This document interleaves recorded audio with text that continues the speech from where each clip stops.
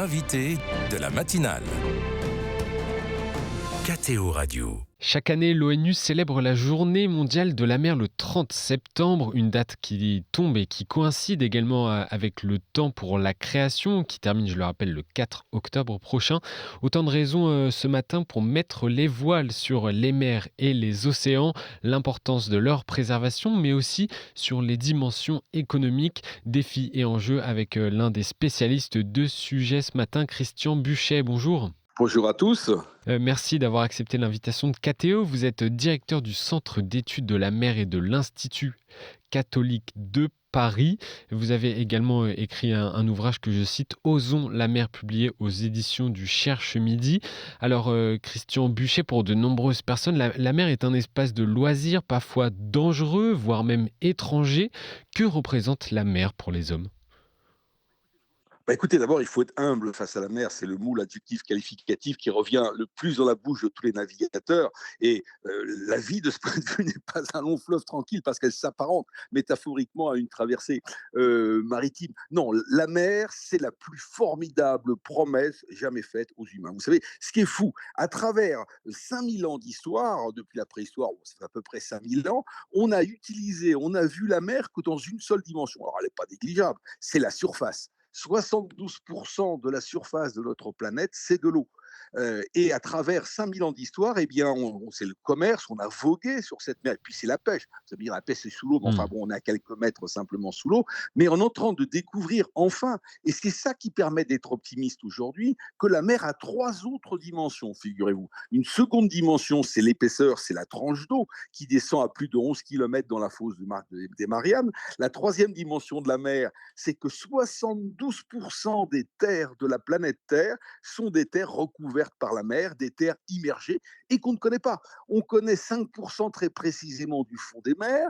Bon, 15 autres pourcents encore avec une définition qui s'apparente à peu près à la définition qu'on a pour la planète Mars. 5 plus 15, ça veut dire que 80% de la mer, on ne l'a jamais vu. Alors certains auditeurs doivent se dire, oui, mais j'ai chez moi un planisseur, on voit bien quand même toutes les montagnes au fond des mers. Oui, on sait qu'elles sont là, mais on ne les a jamais vues. C'est simplement par altimétrie spatiale qu'on a recomposé ça, parce que les satellites ne voient pas 1 centimètre sous la mer. Par contre, ils voient lorsque la mer a des bosses.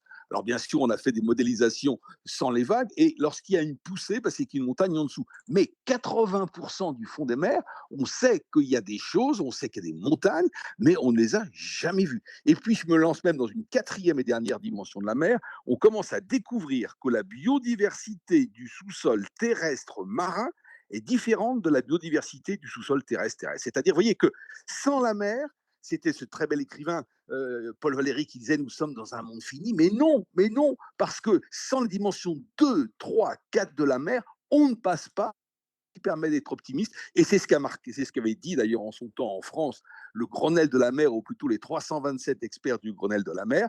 La mer, je cite, contient la quasi-totalité des solutions pour un avenir durable et désirable. Alors, vous parlez justement des fonds marins. Il y a eu une réunion de l'Assemblée de l'Autorité internationale des fonds marins cet été en Jamaïque, à Kingston, la capitale.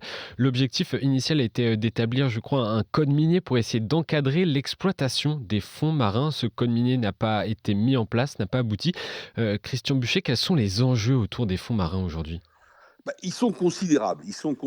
Bon, un exemple, les terres rares, ça porte très mal son nom, les terres rares, c'est 17 métaux stratégiques, ont des noms un peu compliqués, qu'on utilise dans tous les appareils électroniques, les iPhones, etc., même les pales des éoliennes. Aujourd'hui, la Chine exporte 82% des terres rares mondiales, et le président Xi a dit qu'il allait baisser progressivement. Donc on cherche un peu partout. Deuxième réserve mondiale de terres rares, c'est sans doute le Groenland.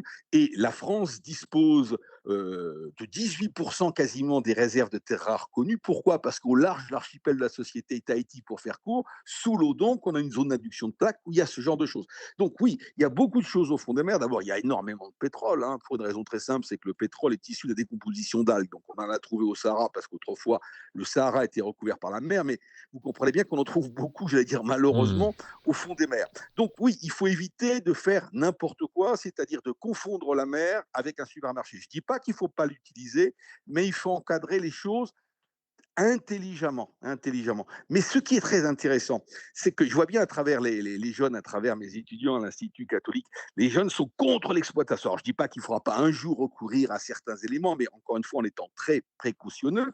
Mais ce qui est formidable, c'est que la mer nous invite à une autre manière de voir. On est en train de découvrir que la mer, les organismes marins, d'abord précisons que les organismes marins, c'est pas uniquement les cachalots, les baleines. Imaginez que 99, le pouillème que vous voulez derrière est totalement invisible à l'œil nu. Nous sommes Mmh. dans le domaine de l'infiniment petit. C'est une véritable soupe dont on sait aujourd'hui. Nous sommes ici, donc ça ouvre énormément. Et on a des organismes marins qui savent faire des choses qu'on ne sait pas encore faire, même dans les recherches et développements les plus poussés. Et donc, ça inspire, si vous voulez. On est aujourd'hui dans une nouvelle manière de la voir, pour peu qu'on ait, je dirais, un regard ou un peu plus aimant ou un peu plus émerveillé, chacun prendra son adjectif qualificatif, eh bien, on s'aperçoit que la mer est en avance et plutôt que d'inventer toujours des usines à gaz dans notre coin, on peut, par biomimétisme, par bio-inspiration, s'inspirer de ce que la mer sait faire. C'est-à-dire que la mer nous ouvre à une autre part de nous-mêmes, en sachant encore une fois que nous émanons toute certitude maintenant du milieu marin. Pourtant, les mers, on comprend bien l'importance des mers et des océans pour l'espèce humaine. Pour autant, les mers et les océans n'échappent pas à la pollution humaine. Quelles sont les principales menaces qui pèsent aujourd'hui sur eux? Alors, la principale menace, elle est très claire. C'est ce que on appelle l'acidification des océans. C'est pas celle qu'on met toujours en avant. Parfois, j'interviens souvent dans les médias sur le continent de plastique. D'abord, il n'y a pas un continent de plastique, il y en a 5 au dernier pointage.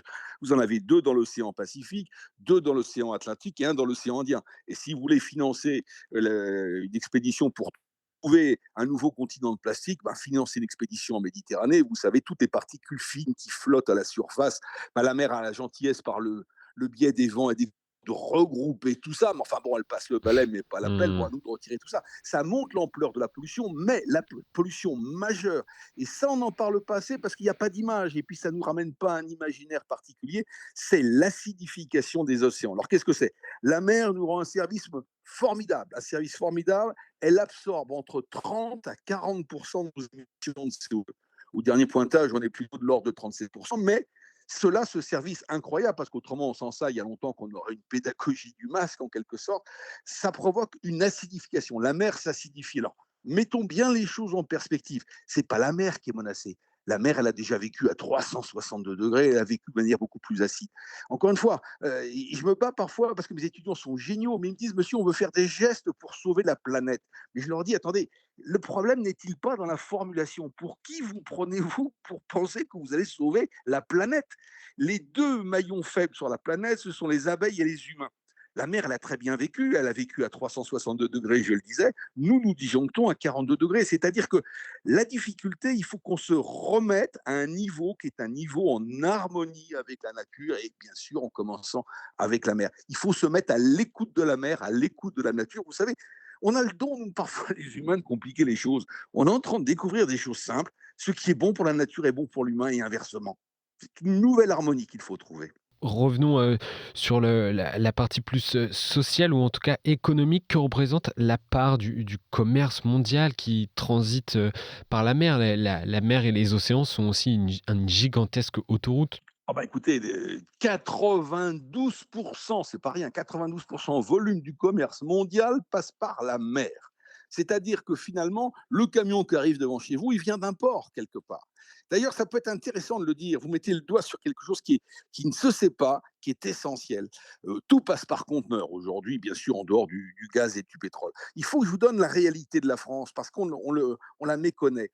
2 conteneurs sur 3 qui rentrent ou qui sortent de France passent par Anvers, Hambourg comme port. Si je prends la région PACA, dans le sud, un conteneur sur 2 qui rentre ou qui sort de la région PACA passe par ces mêmes ports du Nord, Anvers, Hambourg et Rotterdam. Le premier port français, c'est pas Le Havre, c'est pas Marseille, c'est le port d'Anvers. Ça veut dire quoi?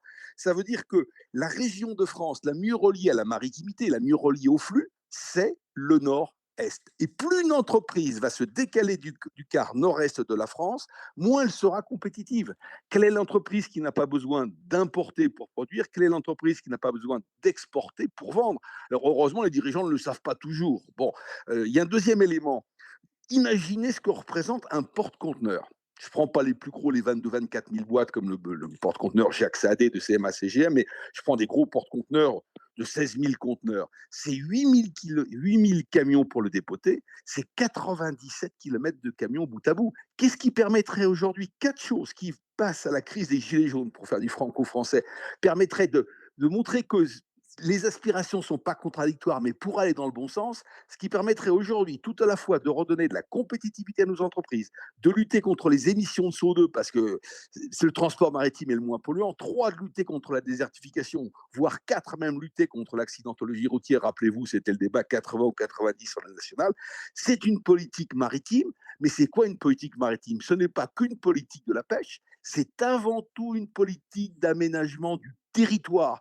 Tant que les villes les plus à l'intérieur du pays, Limoges, Clermont-Ferrand, ne seront pas reliées à leurs ports régionaux, nos deux grands ports qui sont Le Havre et Marseille ne marcheront pas. Et tant que Le Havre et Marseille resteront ainsi des cul-de-sac pour ne pas être raccordés à l'intérieur, eh bien nous n'aurons pas une économie fluide, nous n'aurons pas les mêmes gains de productivité. C'est-à-dire que finalement, une grande politique économique, c'est une politique maritime, une politique de flux. Et une dernière question pour conclure cette interview, Christian Buchet. En ce temps pour la création, on l'a dit en début d'interview, quel est le lien, ou en tout cas existe-t-il un lien entre spiritualité et la mer? Ah, écoutez, oui, oui, oui, oui. J'ai eu l'occasion d'écrire un petit livre là-dessus aux éditions du Cerf, Marin de nos vies. C'était suite à un dîner avec un grand marin français qui me disait: moi, le paradis, j'en ai rien à faire. Je lui dis: pourquoi tu dis ça? Il me dit: oui, parce que moi, je suis élevé chez les bons pères, hein, je suis breton. Ils m'ont dit dans le dernier bouquin de la Bible, à l'Apocalypse, il n'y a pas de mer dans le paradis. Qu'est-ce que tu veux que j'aille faire? Alors, c'est vrai que je suis rentré à l'Institut catholique un peu étonné. On a travaillé avec des étudiants pendant 2 ans, des théologiens, et on s'est rendu compte que contrairement à ce qu'on peut a priori penser, la mer, elle est sacrément présente. On ne parle pas de lac de Galilée ou de lac du Tibériade, mais de mer de Galilée, de mer du Tibériade. Il y a 12 apôtres dans le Nouveau Testament. 4 sont pêcheurs, 4 sur 12, est-ce que ça veut dire que 33,33% de la population active à l'époque du Christ est dans la pêche? Non, à tout casser 7 à 8%. Donc vous avez une surreprésentation. Et qu'est-ce que montre, et vous pouvez même aller au-delà du christianisme, qu'est-ce que montrent les trois grandes religions monothéistes, et même la sagesse hindouiste, bouddhiste et la psychanalyse, la mer étant un peu le pont de réconciliation entre tout ça, c'est que la vraie vie est une traversée maritime. Il faut oser partir. L'évangile dit avance au large, c'est mieux que le cabotage. C'est-à-dire que la vraie vie ne consiste non pas à rester enfermé chez soi, à regarder la meilleure série Netflix qui vient de sortir et c'est formidable, mais c'est oser partir, oser se jeter à l'eau, oser avancer, et chaque religion va y aller de ses conseils. Vous savez, il y a beaucoup de choses à dire, hein, et c'est très compliqué la mer, parce que c'est à la fois la mort et la vie. Le Christ qui marche sur la mer, c'est la préfiguration de la résurrection, parce qu'il marche sur la mort. Il y a plein de choses à dire, et même au niveau de la psychanalyse, c'est génial.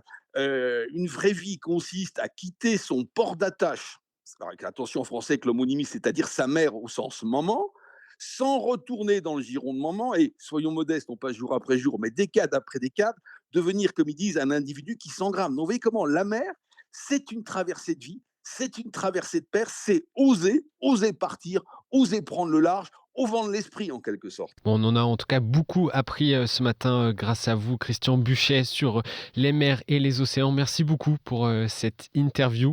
Je rappelle aux auditeurs que vous êtes notamment directeur du Centre d'études de la mer à l'Institut catholique de Paris, et que si les auditeurs veulent un peu approfondir ce que vous avez dit sur les mers et les océans, vous avez écrit un livre, Osons la mer, publié aux éditions du Cherche Midi. Bonjour, merci à vous, bonne journée. Bonne journée à tous.